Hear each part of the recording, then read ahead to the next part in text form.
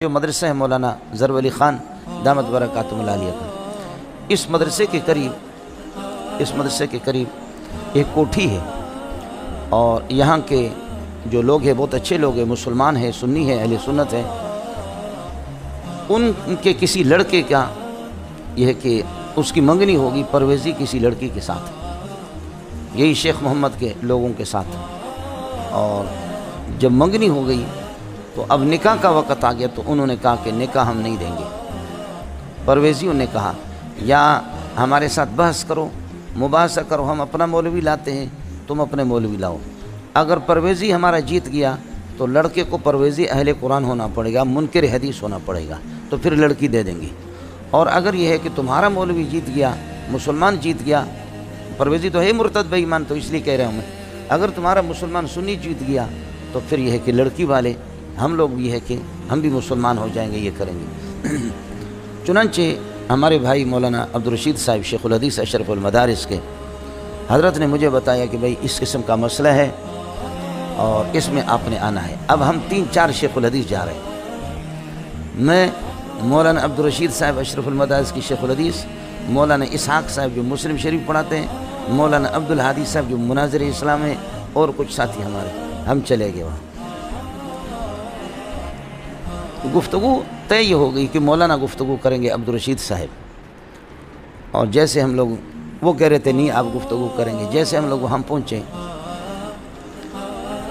انتظار میں انہوں نے چائے میں ہمیں پلائی، بٹھایا، انتظار میں ہیں، دیکھا کہ 3-4 پروفیسر مرد آ گئے اور 2 عورتیں آ گئی، وہ بھی پروفیسر ہیں، عورتیں بھی پروفیسرانی کہیں گے، کیا کہیں گے، عورتیں بھی پروفیسر ہیں۔ وہ عورتیں اتنی تیز ہیں، اب انہوں نے کہا کہ بس شروع کرو۔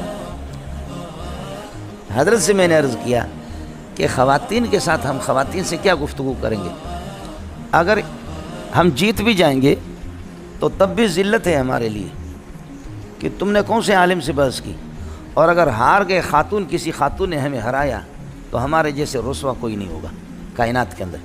اس لیے میں نے قسم اٹھائی کہ میں گفتگو نہیں کرتا، آپ کر لیں۔ تو حضرت نے فرمایا کہ گفتگو کرتے ہیں تب بھی ذلیل ہے، اور نہیں کرتے ہیں، راہ فرار اختیار کرتے ہیں تو اور زیادہ ذلیل ہے کہ عورتوں سے ڈر گئے۔ اب گفتگو کرنی ہے، میں نے کہا آپ گفتگو کر لے، میں آپ کو آہستہ آہستہ اشارہ دیتا جاؤں گا، آپ گفتگو کریں۔ تو حضرت نے فرمایا کہ ہاں، کس طرح آپ لوگ حدیث کو نہیں مانتے؟ تو انہوں نے کہا کہ آپ کس طرح مانتے ہیں، آپ بتائیں اس کی دلیل۔ تو مولا نے فرمایا کہ قرآن اللہ کا کلام ہے، اور اس کی وضاحت کے لیے حدیث ضروری ہے، حدیث اس کی تشریح ہے، اس کے بغیر کیسے قرآن؟ تو اس خاتون نے کہا الف لام را تلک آیت الکتاب المبین، مولانا ابانا یبین و ابانتن سے مبین کا معنی کھلم کھلا، بالکل واضح، بالکل واضح، بالکل واضح۔ جو چیز مکمل واضح ہے، اب سورج کے لیے اور کون سی چراغ لائیں گے دکھانے کے لیے؟ قرآن بالکل واضح ہے، اس کے لیے کس وضاحت کی ضرورت ہے؟ بل وہ آیت بینات کیوں ہے؟ بینات بالکل واضح۔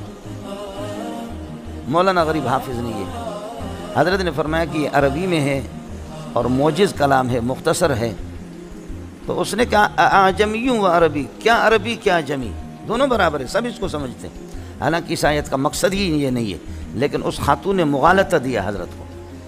اب چونکہ حضرت حافظ ہی نہیں ہے، یہ آیت اللہ آپ کا بھلا کریے کہ 24ویں پارے کے آخر میں بھی ہے، اور یہ آیت 14ویں پارے میں بھی ہے۔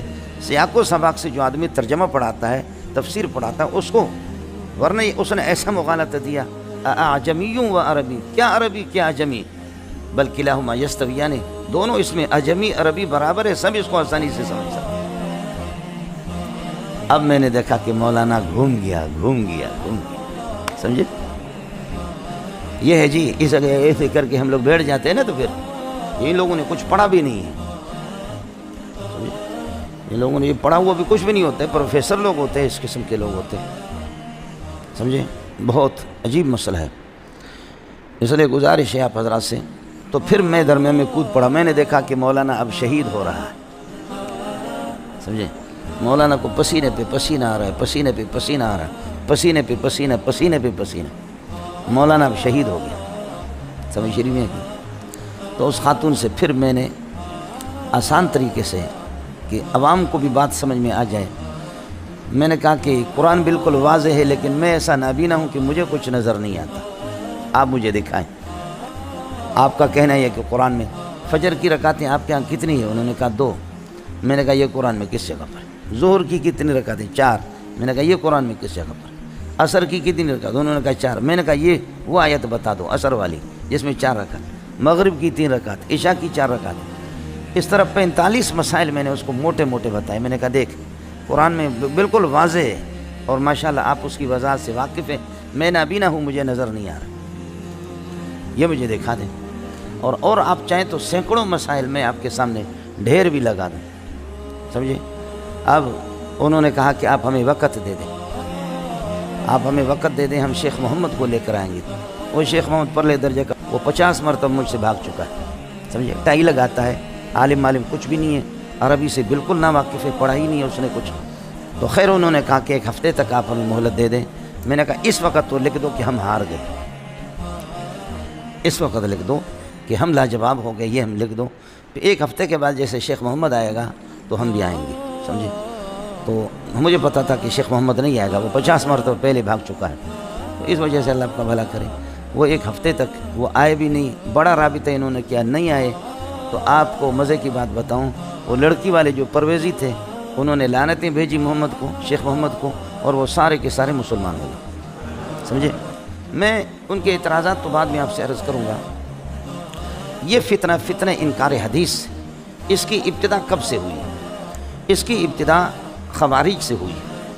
سب سے پہلے خوارج جو حضرت علی کے سامنے آ کر کے کہتے تھے، آپ نے نفحۃ العرب میں پڑھا ہے، ان الحکم الا للہ، ان الحکم الا للہ، فیصلہ حکم صرف اللہ کا چلے گا، حکومت اللہ کی ہوگی، کسی اور کی بات نہیں ہے۔